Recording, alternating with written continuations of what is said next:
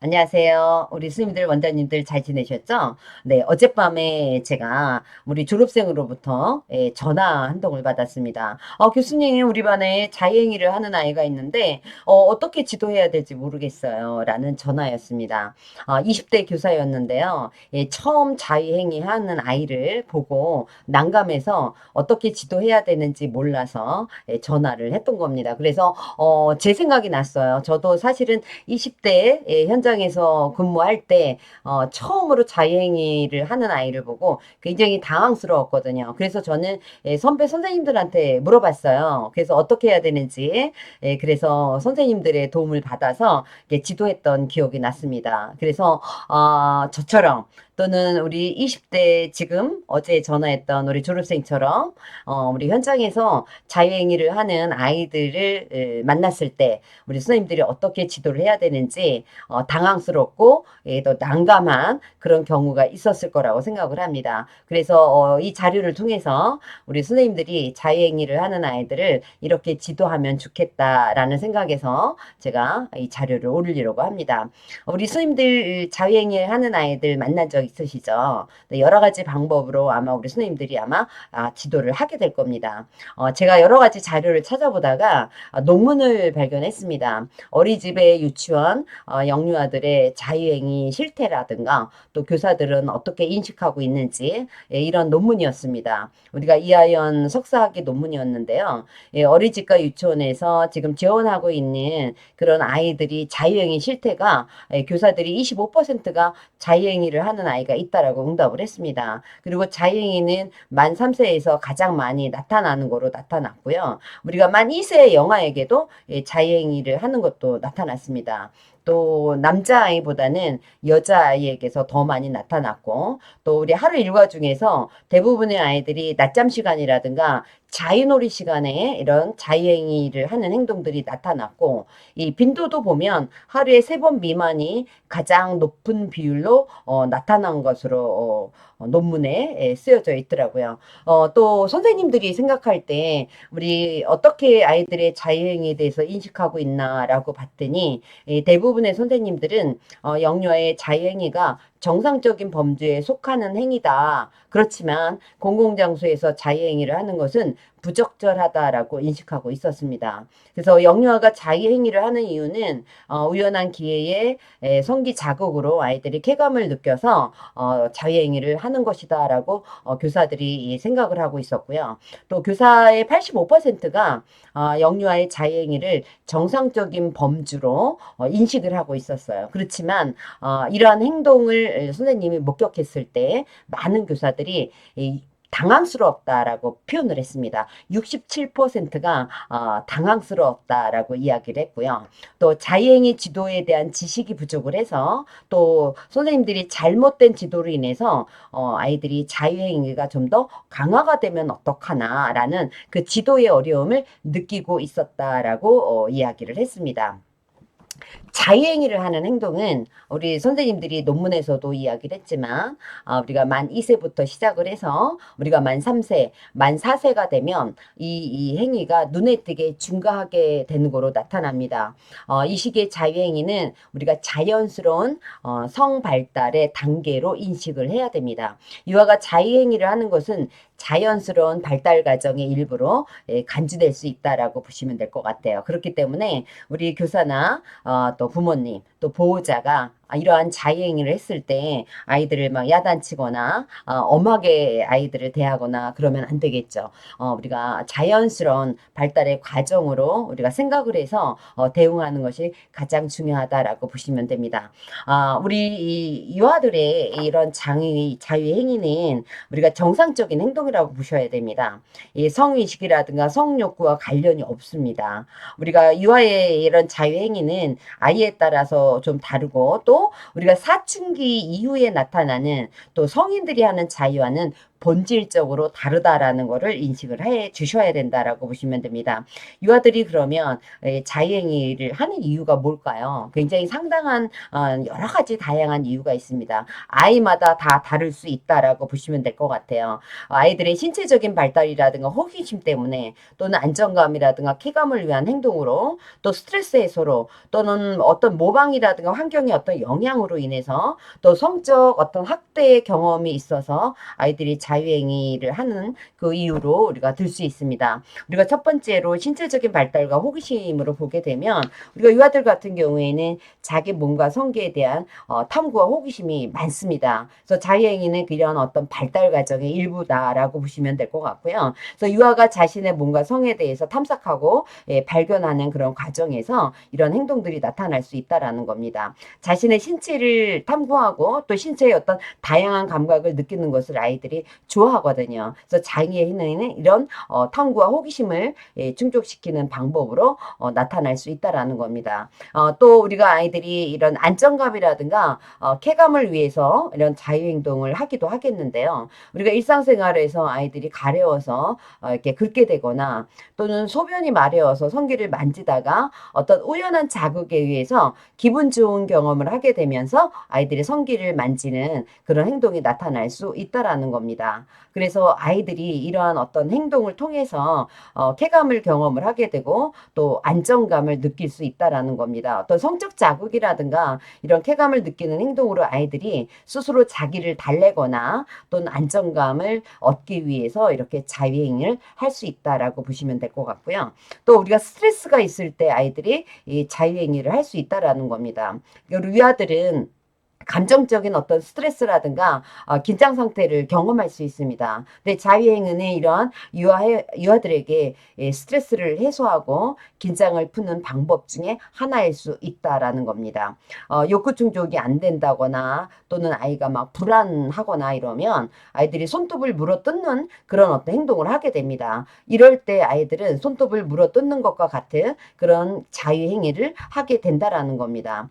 유아들에게 어떤 편안함이라든가 또는 어떤 만족감을 줄 수 있어서 아이들이 스트레스를 받게 된거나 또는 불안할 때 또 이렇게 자유행위를 할 수 있다라고 보시면 될 것 같고요.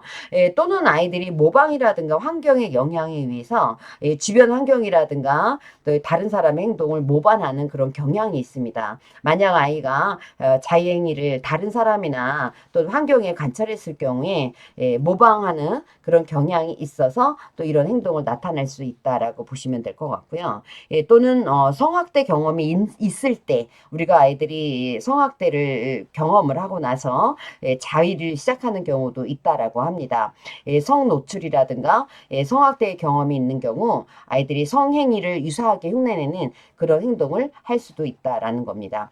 이러한 이유들은 일반적인 경향성을 보여주는 것이지 모든 유아가 다 자유행위를 하는 것은 아닙니다. 우리가 유아들이 자유행위를 하는 아이들도 있지만 전혀 자유행위를 하지 않는 아이도 있다라는 겁니다. 우리가 정상적인 행동이라고 하지만 이 아이마다 다 다르다라고 보시면 될 것 같고요. 그래서 유아기 때 이런 행동은 유아들의 어떤 성적 발달과 관련이 있지만 우리가 어떤 성적 욕구라든가 또 자기 신체에 대한 이해는 우리가 성인들하고 사뭇 다르다라는 겁니다. 또 우리가 사춘기 이후에 나타나는 우리가 성적 행동과 아이들이 다르다는 것을 우리 선생님이 이해해 주셔야 될 것 같습니다. 우리가 유아 자유 행동은 우리가 성의식이라든가 어떤 욕구라든가 또 판타지가 뒤섞인 자유와는 완전히 다르다라고 우리가 보시면 될 것 같아요. 그래서 우리 아이가 성인이라든가 하는 또 사춘기 이후에 아이들이 하는 자위를 한다라는 그런 어떤 생각을 하다 보니까 어른들 입에서 아니 얘가 왜 벌써 이런 행동을 하게 되지? 어떻게 하면 이 행동을 못하게 할까? 막 이렇게 해서 걱정을 하는 경우가 굉장히 많이 있습니다. 그러나 다시 말하지만 우리가 이러한 행동은 아이들이 성장 과정에서 자연스럽게 나타날 수 있는 그런 행동이다라고 우리가 보시면 될 것 같아요. 다만 이런 어떤 행동을 반복적으로 하는지 지속적으로 하는지 이런 경우에 따라서 우리가 지도가 달라져야 된다라고 보시면 될 것 같아요. 자, 그러면 이런 행동을 우리가 할 때 우리가 어떻게 지도를 해야 될까요? 먼저 너무 크게 놀라거나 또는 너무 엄하게 혼내기보다는 차분하게 대응을 해야 됩니다. 우리 선생님들이 인식했듯이 성장 과정에서 나타날 수 있는 자연스러운 행동이다라고 우리가 대응해야 된다라는 겁니다. 아이들이 호기심이 많고 그러다 보니까 자연스럽게 나타나는 또 자기 몸에 대한 어떤 탐색으로 나타날 수 있는 그런 행동으로 우리가 받아들여 줘야 된다라고 보시면 됩니다. 그래서 너무 놀라거나 또 엄하게 혼내시면 안 된다라고 보시면 될 것 같고요. 우리가 두 번째는 자행위를 하는 이유를 좀 파악해야 되겠죠.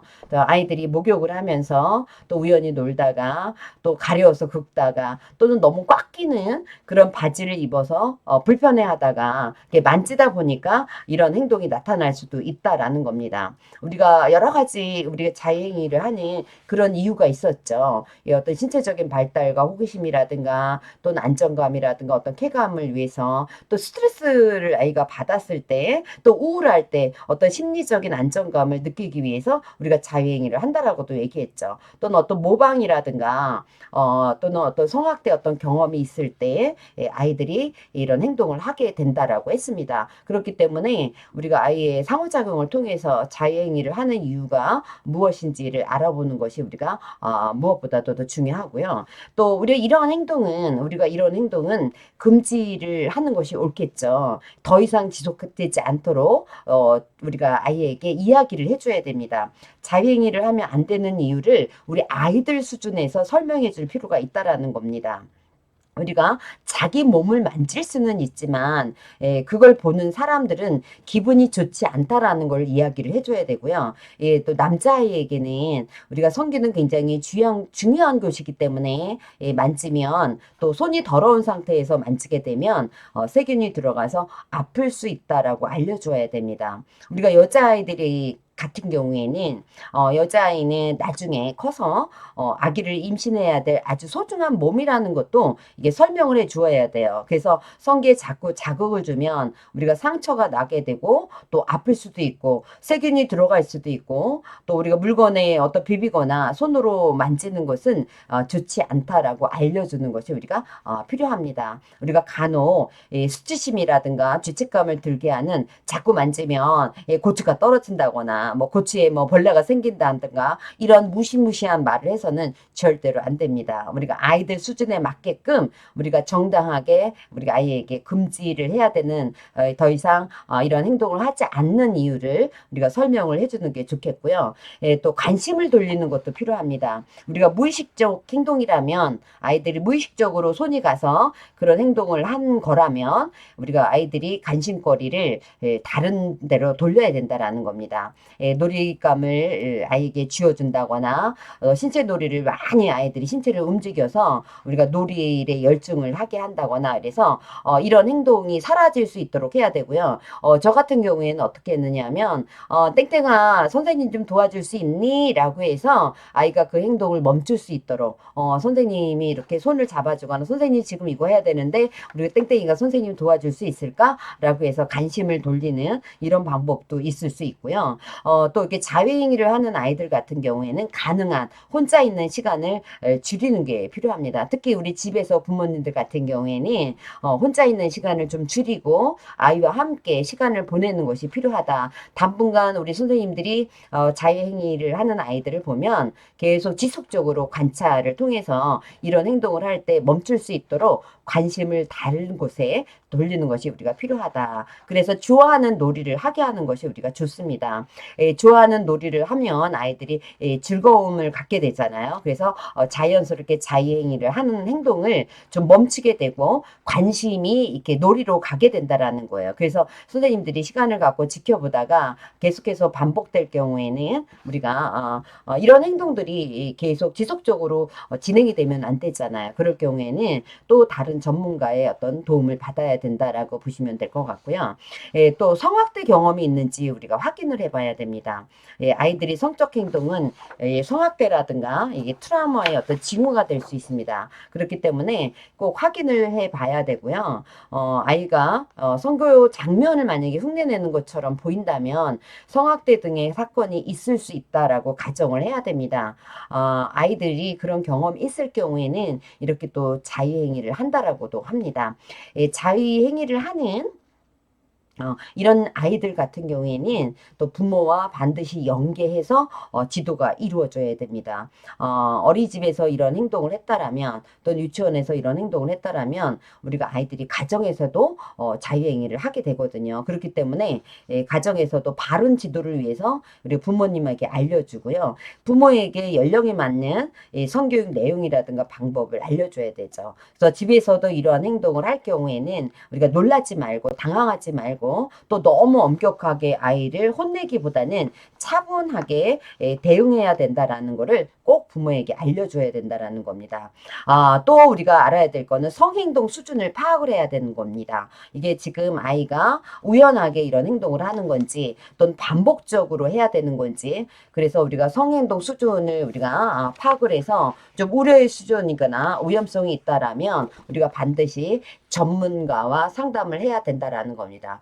대부분의 아이들은 이런 어떤 성적 발달 단계에서 이런 행동을 하는 자연스러운 과정이라는 걸 이해하고요. 아이들의 이런 행동을 존중하고 이해하는 것이 우리가 중요하다라고 보시면 될 것 같습니다. 그렇다면 우리가 성행동 수준을 우리가 어떻게 파악을 해야 되는지 우리가 살펴보면요. 우리가 일상적인 수준이 있습니다. 일반적으로 아이들이 발달 과정에서 나타나는 그런 어떤 행동이라면 우리가 일상적인 수준이라고 보시면 돼요. 그래서 아이들이 놀이를 제한하거나 관심을 다른 데로 돌리면 아이들이 놀이를 하게 되거나 교사에 의해서 그런 행동들이 중지되거나 하면 문제가 될 게 없습니다. 그러나 이런 행동을 선생님이 여러 가지 이유로 관심을 다른 곳으로 돌리게 하거나 또는 놀이를 또 하게 하거나 해도 아이들이 계속 지속적으로 행동을 하거나 반복적으로 하거나 또는 은밀한 곳에서 선생님이 하면 안 되는 이유를 설명을 해줬는데도 불구하고 선생님의 눈을 벗어나서 은밀한 장소에서 아이가 혼자서 이런 행동들이 반복적으로 나타날 경우에는 우리가 우려할 수준이라고 보시면 되고요. 위험한 수준 같은 경우에는 우리가 지속적으로 반복적으로 전혀 아이들이 놀이에 관심이 없으면서 거의 놀이에 참여하지 않으면서 지속적으로 반복적으로 은밀한 행동을 계속 하게 되고 또 어떤 경우에는 또래에 대한 강요라든가 폭력적 성향이 나타나는 그런 경우도 있을 수 있습니다. 아이가 성격에 상처가 나거나 불안해하는 등 또는 못하게 하니까 막 화를 내는 그런 아이들이 있습니다. 그런 경우에는 우리가 위험한 수준으로 우리가 볼 수가 있습니다. 그렇기 때문에 우리가 이런 경우에는 우리가 전문가의 상담이 필요하다라고 우리가 보시면 됩니다. 우리 대부분의 아이들이 이런 자유행위는 일상적인 수준에서 머뭅니다. 그러나 간혹 이게 우려할 수준이라든가 위험한 수준, 그래서 또래들을 괴롭히는 그런 경우까지도 있습니다. 우리 선생님들이 관찰을 통해서 우리가 이런 것들을 좀 파악을 해야 되지 않을까라는 생각을 합니다. 자유행위는 우리가 성장 과정에서 흔히 나타나는 그런 행동입니다. 대부분 일시적으로 나타났다가 사라지기 때문에 우리 선생님들이 당황하지 마시고요. 또 크게 걱정하지 않아도 됩니다. 아이가 자유행위를 하는 것을 발견한다면 제가 앞에서 말씀드린 대로 우리가 지도를 하게 되면 아마 행동이 멈추게 될 겁니다. 그러나 시간을 갖고 지켜보다가 아이가 반복적으로 지속적으로 계속해서 이 행동을 한다라면 전문가와 상담을 받아야 하고요. 우리 어린이집에는 영유아 성교육 담당 교사가 지정되어 있습니다. 그래서 영유아 성교육 지도를 하고 있거든요. 그래서 성행동과 관련해서 우리가 문제가 발생할 경우에는 우리가 행동 수정이 안 되거나 또는 위험한 수준의 행동을 하게 되면 반드시 우리가 전문가 상담을 하게 되고 또는 우리가 육아종합지원센터에 자문이라든가 지원 요청을 받으셔도 됩니다. 우리 선생님들이 우선적으로 알아야 될 거는 발달 과정에서 나타날 수 있는 그런 어떤 행동이고 또 일시적으로 나타나지만 사라질 수 있다. 그래서 우리가 우려할 수준이 아닌 우리가 일반적인 수준인 경우에는 걱정하지 않아도 된다라는 말씀을 드립니다. 네, 다음에 또 우리 선생님들 또 만나기로 하겠고요. 네, 오늘도 감사합니다. 수고 많이 하셨습니다.